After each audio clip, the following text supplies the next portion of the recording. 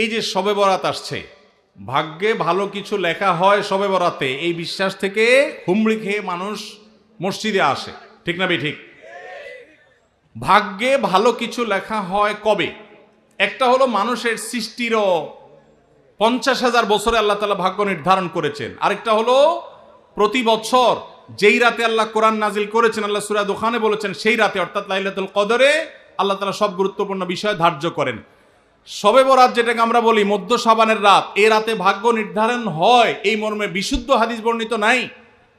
তারপরে আমরা জেনারেলি বলি ভাগ্যে যেন ভালো কিছু আল্লাহ লেখেন, আপনার নসিবে যেন ভালো কিছু আসে, আপনার রিজিকে যেন আল্লাহ বরকত দান করেন, এর জন্য বেশ কিছু আমল আমরা কোরআন হাদিসের আলোকে বলতে পারি, সাজেশন দিতে পারি।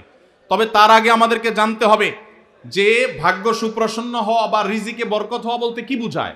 বা রিজিকে বরকত হওয়া বলতে বুঝায় আপনি যা কামাই করবেন